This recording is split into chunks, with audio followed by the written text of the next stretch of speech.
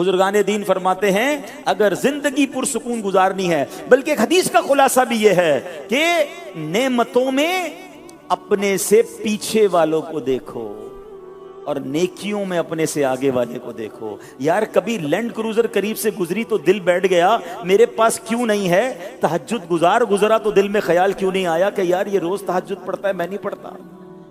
میری عمر کا ہی بندہ ہے، عالم دین بن گیا اور مجھے علم، میں عالم دین نہیں بن سکا، یہ تو آگے نکل گیا مجھ سے، یہ کمپٹیشن کیوں نہیں ہوتا؟ ارے نیکیوں میں کمپٹیشن کرنا ہے اور ہم دنیا میں کمپٹیشن میں پڑ گئے۔ اللہ اکبر۔ آپ کو کبھی زندگی میں آپ کے پاس جو کچھ ہے اس پر خوشیاں منانی ہے نا، آپ یقین کریں ایک بار کسی ہاسپٹل کا چکر لگائیں۔ میں بھی 2 دن پہلے کراچی کے بڑے ہاسپٹل میں گیا تو کسی اور مریض کو دیکھنے تھا، وہاں اور کوئی اسلامی بھائی اور گھر والے مل گئے کہ ہمارے مریض کو دیکھیں۔ 40 سال کی عمر تھی اس نوجوان کی، ٹھیک ہے، جس کو مجھے دکھانے لے گئے اور بتایا اس کا جگر ختم ہو گیا ہے۔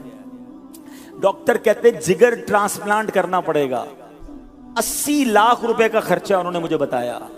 میری آنکھوں میں آنسو آ گئے کہ میرا جگر ٹھیک ہے، میں نے اس پر کب شکر ادا کیا یار۔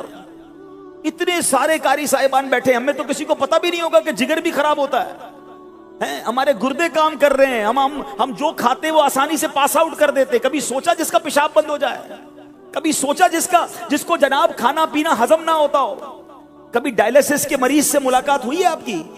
میرے خاندان میں ایک ڈائلیسس کے مریض تھے، وہ بتاتے تھے کہ یار آپ یہ جو جی بھر کے پانی پیتے ہو نا، آپ کو دیکھ کر ہمیں حسرت ہوتی ہے۔ ڈاکٹر نے کہا پورے دن میں 300 ml کی پانی کی بوتل پینی ہے آپ نے؟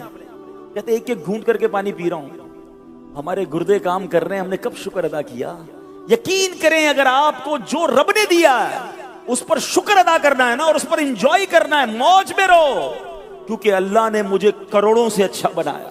حضرت ابو الحسن علی بن احمد بن حسین یزدی شافعی رحمت اللہ تعالی علیہ کے بارے میں ابو سعید سمعانی فرماتے ہیں کہ آپ رحمت اللہ تعالی علیہ بڑے عالم، فاضل، اچھی سیرت کے مالک، خوددار اور سخی تھے، کثرت سے روزے رکھتے تھے، عبادت کیا کرتے تھے، حسن اخلاق کے پیکر، ہمیشہ خندہ پیشانی سے ملنے والے اور عاجزی کرنے والے تھے، قناعت اور دوسروں سے بے نیازی کا عالم یہ تھا۔ ذرا سنیے گا کہ آپ اور آپ کے بھائی کے پاس صرف ایک امامہ اور ایک قمیص تھی۔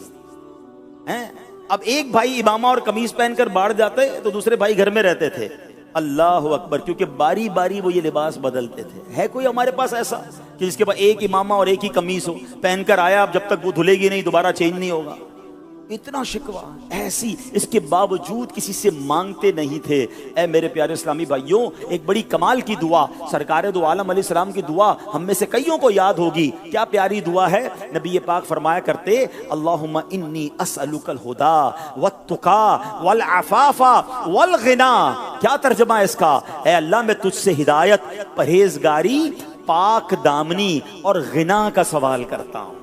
What is the meaning of غنا؟ کیا ہے اس میں؟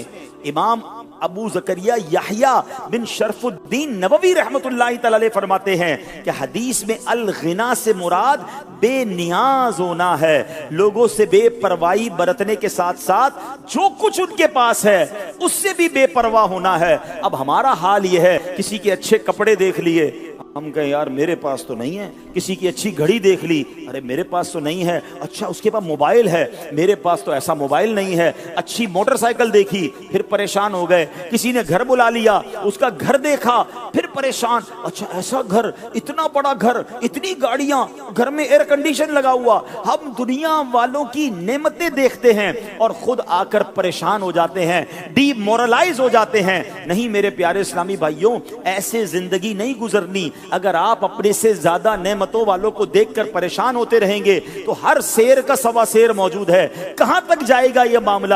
ہمارے پاس جو ہے ہم اس پر بھی خوش نہیں ہو رہے۔ میں آپ کو ایک فرضی، ایک سمجھے سچویشن سمجھاتا ہوں، بہت ساروں کی انشاءاللہ امید ہے تسلی ہو جائے گی۔ اب مثال کے طور پہ ایک شخص تھا، چلیں قاری صاحب کو مثال کے طور پہ پیش کرتے ہیں۔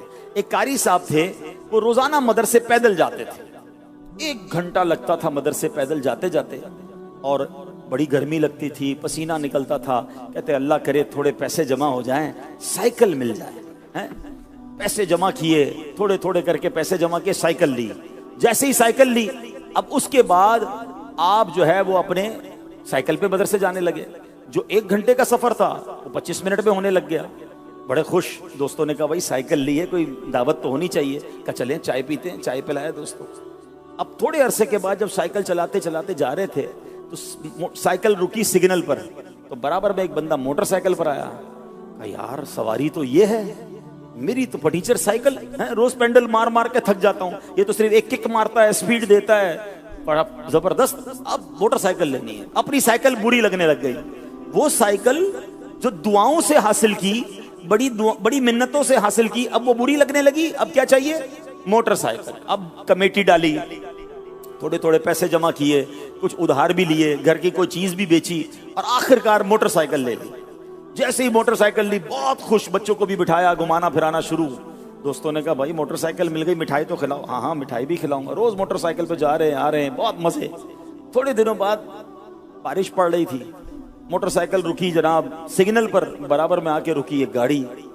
کہا یار یہ کیسی سواری ہے, روز کپڑے گندے ہو رہے ہیں, بارش میں بھیگتا ہوا جا رہا ہوں, یہ دیکھو گاڑی والے کتنے مزے میں ہیں, اصل سواری تو گاڑی ہے. جیسے ہی یہ دیکھا موٹر سائیکل بری لگنے لگ گئی. حالانکہ یہ اپنی موٹر سائیکل جو دعاؤں سے لی, پیسے جمع کر کر کے لی, اب لینی ہے گاڑی.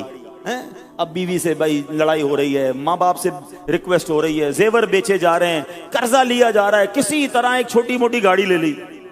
اب جب گاڑی لی پھر تو پورے محلے میں شور مچ گیا, قاری صاحب نے گاڑی لے لی. اچھا جناب گاڑی لے لی. اب گاڑی بیچارے کے پاس تھوڑے پیسے تھے, ایف ایکس لی ہوگی, مہران لی ہوگی. وہ گاڑی میں جب نکلا تو پورے محلے نے بھائی خوشیاں منائی, وہ بھی بڑے خوش, دعوت بھی کی. تھوڑے عرصے تک تو بہت مزہ آیا. اب جب مہران سگنل پر رکی تو برابر میں آ کے جو نا ٹویوٹا کرولا آ کے رکی, ایئر کنڈیشن والی ہے. وہ کہتا ہے میں تو شیشے ہینڈل سے بند کرتا ہوں, یہ تو بٹن دبا کر شیشہ اوپر کر رہا ہے. میں گرمی میں جا رہا ہوں, یہ اے سی میں جا رہا ہے. یہ بیکار گاڑی ہے, گاڑی تو وہ ہونی چاہیے. کچھ سمجھ آ رہا ہے واٹ آئی وانٹ ٹو سے؟ دوسروں کی نعمت دیکھ کر اپنی نعمت بری لگنے لگی. مجھے بتاؤ خوشی کب بناؤ گے؟ جو اللہ نے آپ کو دیا اس پر انجوائے کب کرو گے؟ نہ گھر اچھا لگ رہا ہے, نہ فرنیچر اچھا لگ رہا ہے, نہ سواری اچھی لگ رہی ہے, نہ بچے اچھے لگ رہے ہیں. ہر چیز بری لگ رہی ہے کیونکہ دوسروں کی دیکھ کر آ گیا ہوں. اب میں آپ کو زندگی آسان کرنے کا, آپ اگر ٹویوٹا کرولا لے لیں گے نا, تھوڑے دنوں بعد لینڈ کروزر کھڑی ہوگی برابر میں. لینڈ کروزر لوگے تو آج پاکستان میں ایسے بھی لوگ ہیں جن کے پاس اپنے جہاز ہیں. کدھر تک بھاگو گے؟ کون سی ریس میں پڑ گئے؟ یہ ریس ہی غلط ہے. پرابلم یہ ہے کہ دوسروں کو دیکھ کر ڈی مورلائز, اور اسی چکر میں انسان حرام کی طرف جاتا ہے کہ میں نے بھی وہ بننا ہے, میں نے بھی وہ لینا ہے, میں نے بھی وہ خریدنا ہے. ارے جو رب نے دیا اس پر شکر ادا کیوں نہیں کرتے؟ اللہ نے تمہیں کروڑوں سے اچھا بنایا ہے. خدا کی قسم دنیا کے خرب پتی ایک طرف, مجھے اور آپ کے رب نے جو ایمان عطا فرمایا اس کی کوئی قیمت نہیں ہے. اللہ نے بن مانگے مسلمان بنایا نہیں بنایا. اچھا پھر صرف ایمان والا بنا دیتا اور حضرت عیسیٰ کا امتی بنا دیتا, حضرت موسیٰ کے زمانے میں پیدا کر دیتا. مگر میرے رب نے کرم والا کرم یہ کیا کہ ایمان والا بھی بنایا اور اپنے آخری نبی علیہ السلام کا امتی بھی بنا دیا. میری خوش قسمتی میں تیرا امتی. خدا کی قسم ساری نعمتیں ایک طرف, یہ نعمت کیسی ہے کہ حضرت موسیٰ کلیم اللہ علیہ نبینا علیہ السلام اللہ کی بارگاہ میں تمنا کرتے کہ مولا مجھے اپنے آخری نبی کا امتی بنا دے. اور مجھے اور آپ کو بن مانگے, کون سا کورس کیا تھا امتی بننے کے لیے؟ کون سا ٹیسٹ پاس کیا میں نے اور آپ نے؟ بن مانگے دیا اور اتنا دیا. دامن میں ہمارے سمایا نہیں, آنکھیں سلامت, ہاتھ سلامت, پیر سلامت, زبان سلامت, ارے دل سلامت. جاؤ تو صحیح دیکھو لوگ کتنی بڑی بڑی پریشانیوں میں ہیں. آپ چھوٹے گھر میں رہتے ہیں, لوگ کرائے کے گھر میں ہیں. آپ کرائے کے گھر میں رہتے ہیں, لوگ جھونپڑی میں رہتے ہیں. آپ جھونپڑی میں رہتے ہیں, لوگ روڈوں پر سوتے ہیں. آپ روڈ پر سوتے ہیں, لوگ اس وقت جیلوں میں گرفتار ہیں, آپ آزاد ہیں. ہر بندے سے زیادہ مشکل میں لوگ موجود ہیں. خدا کی قسم جو اس وقت فیضان مدینہ میں مجھے سن رہے ہیں, بلکہ مجھے جو سوشل میڈیا پر یا دنیا میں کہیں سنا جا رہا ہے, میں آپ سب کو یہ دعویٰ کر رہا ہوں, چیلنج دیتا ہوں, جیسی آپ نے لائف گزار رہے ہیں نا, جیسی آپ لائف گزار رہے ہیں, کروڑوں لوگ اس لائف گزارنے کا خواب دیکھ رہے ہیں. اللہ نے ہمیں اور آپ کو عطا فرمایا. شکوے, شکایات, ڈی مورلائز, آلویز انسان نے سر پر طاری کر دیا, میں پیچھے رہ گیا, میں قرآن کی تعلیم کرتے کرتے کب آگے بڑھوں گا, میں دیندار بن گیا, میں پیچھے رہ گیا. ارے یہ تعلیمات نہیں ہے اسلام کی. ہم دنیا میں مسافر کی حیثیت سے آئے ہیں. اگر اللہ نے دنیا میں تھوڑا دیا راضی رہو. سنو حدیث پاک, ایمان تازہ ہو جائے گا. سرکار دو عالم علیہ السلام فرماتے ہیں, جس کا مضمون ہے جو اللہ کے تھوڑے دیے پر راضی ہو جائے, اللہ بھی اس کے تھوڑے عمل پر راضی ہو جاتا ہے. اللہ اکبر. یقین کرو یہ سودا مہنگا نہیں ہے. دنیا میں تھوڑا ملے اور رب میرے ٹوٹے پھوٹے اعمال پر راضی ہو کر مجھے جنت میں داخل کر دے, یہ سودا مہنگا نہیں. دنیا میں بہت ملے اور قیامت کے دن بہت سارا عمل مانگ لیا تو کیسے جواب دوں گا؟ زیادہ جس کو ملا اس کو ڈرنا چاہیے, وہ کدھر سے لائے گا اعمال. اگر غربت ہے, تھوڑا ہے, اور بندہ اللہ کے اس دیے پر راضی رہنا شرط ہے. مسئلہ راضی بھی تو نہیں رہتے نا, تھوڑا بھی ہے, شکوے بھی ہیں. راضی رہیں, اللہ کی رضا پر راضی رہیں اور خودداری کے ساتھ زندگی گزاریں. اللہ اکبر. ایک مرتبہ حاتم طائی, اب ذرا سنیے, جو سخاوت میں بڑا مشہور ہے نا, اس نے ایک بار بڑے زبردست دعوت کی. اس سے کسی نے پوچھا, تم نے اپنے سے زیادہ کسی بلند ہمت آدمی کو دیکھا ہے؟ تم اتنے پیسے خرچ کرتے ہو, لوگوں کو بانٹتے ہو, تم سے زیادہ بلند ہمت کون ہے؟ کہتا ہے ہاں, میں اپنا واقعہ سناتا ہوں. میں نے ایک بار عرب کے بڑے امیروں کی دعوت کی, 40 اونٹ قربان کیے.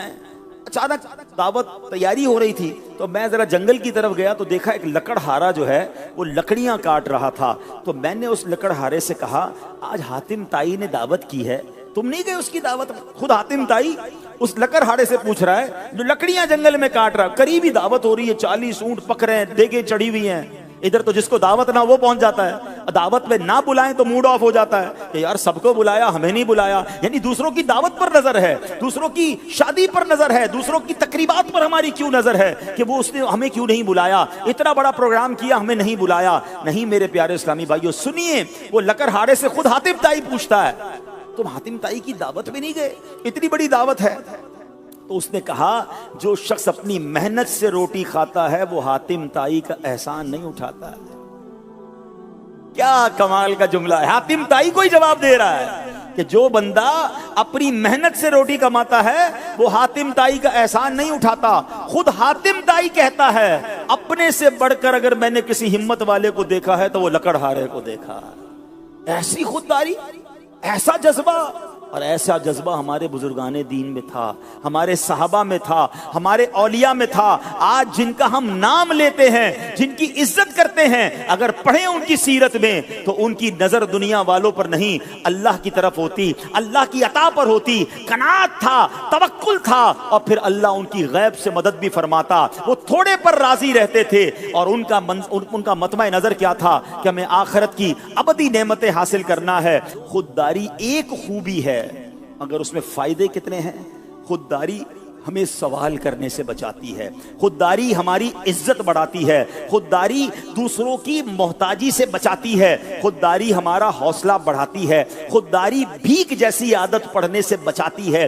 نیز سب سے بڑا فائدہ یہ ہے کہ خودداری مخلوق سے ہٹا کر خالق کی ذات میں مشغول کر دیتی ہے. فوکس ہی ایک ہو جاتا ہے, اللہ رب العالمین کی ذات کی طرف رجوع کرنا ہے, اسی سے مانگنا ہے, اسی سے عرض کرنا ہے. بلکہ اللہ اکبر, اللہ سے بھی کیا مانگنا ہے. یہ بڑی کمال کی بات آج آپ کو میں سناتا ہوں کہ اللہ کی بارگاہ سے بھی کیا مانگنا ہے, یہ سمجھنا ہے. اللہ کرے یہ بات سمجھ آ جائے. حضرت رابعہ بصریہ رضی اللہ تعالیٰ عنہا, ان کی خدمت میں ایک شخص نے آپ کو 40 دینار پیش کیے, کہا کہ یہ لیجیے اور اپنی ضروریات پوری کر لیجیے. آپ رونے لگی, آسمان کی طرف سر اٹھا کر کہتی ہیں, اللہ جانتا ہے میں اس سے بھی دنیا مانگنے میں شرماتی ہوں, حالانکہ وہی اس کا مالک ہے. پھر اس شخص سے کیسے رقم لے لوں جو دنیا کا مالک بھی نہیں ہے. میں تو دنیا کے مالک سے بھی دنیا نہیں مانگتی ہوں, اس سے بھی آخرت کا سوال کرتی ہوں, تو دنیا والوں سے دنیا کیسے لے لوں. اللہ اکبر. یعنی یہ بھی سکھایا بزرگوں نے کہ رب سے صرف دنیا مانگتے رہنا. اے اللہ نوکری بڑھ جائے, پیسے بڑھ جائیں, کاروبار میں ترقی ہو جائے, ٹھیک ہے دنیا مانگ سکتے ہیں, مگر مزہ یہ ہے کہ رب سے آخرت کی بہتری کا سوال زیادہ ہو. آپ نبی پاک کی دعائیں اٹھا کر دیکھیں, اللہ کے حبیب علیہ الصلوۃ والسلام نے جب بھی دنیا کا کوئی سوال کیا اس کے ساتھ آخرت کی بات کی اور وہ زیادہ کی. بڑی مشہور دعا ہے, ربنا آتنا فی الدنیا حسنہ. آگے کیا ہے, وفی الآخرۃ حسنہ، اور آگے کیا ہے؟